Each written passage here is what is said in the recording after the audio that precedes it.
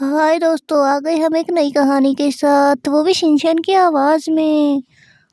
गोपालपुर के एक छोटे से गांव में रमेश अपनी बीवी और बेटे के साथ रहता था।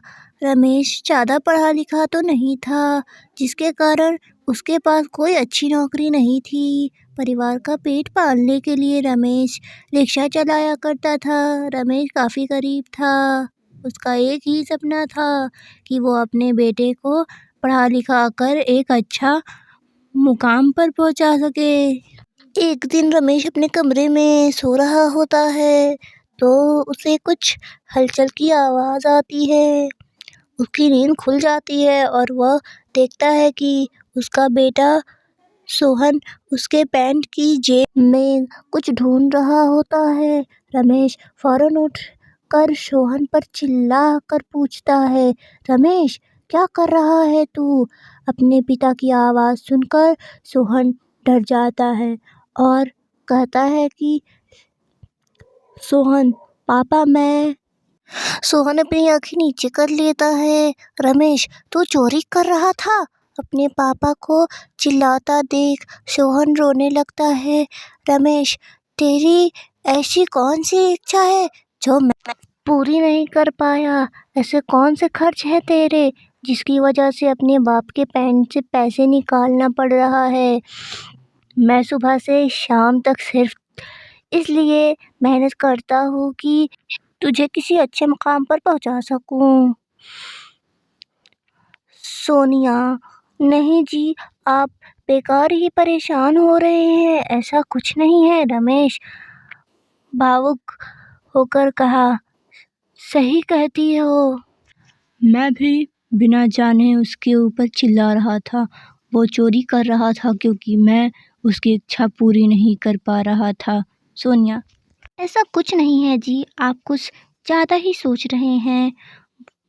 वो दोनों आगे चलते हैं कि रमेश अचानक रुक जाता है।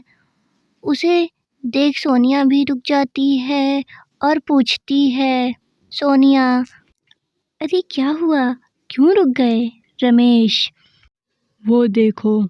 सोनिया देखती है तो चौंक जाती है क्योंकि सोहन फैक्ट्री से भरे हुए बोरे उठाकर ट्रक में डाल रहा होता है। ये देखकर रमेश रोने लगता है और वह वहाँ से चले जाता है। सोनिया भी उसके पीछे चली जाती है। सोनिया रुकिए जी, रमेश भावुक होकर बोला, इससे अच्छा मैं उसे पैसे निकालने देता। सोनिया जब वो घर आएगा तो उससे बात करेंगे ना। रमेश भावुक होकर क्या बात करेंगे? ये पूछेगी कि वह काम क्यों कर रहा है, क्योंकि उसका बाप उसकी ज़रूरतें पूरी नहीं कर पाता। सोनिया ऐसे नहीं है जी। सोनिया रमेश को समझाने की कोशिश करती है, वो एक नहीं सुनता है। वह घर चले जाता है। रात के वक्त रमेश और सोनिया सोहन का इंतज़ार कर रहे होते हैं। रमेश ये लड़का अभी तक आया क्यों नहीं? सोनिया आता ही होगा, अभी परेशान ना हो।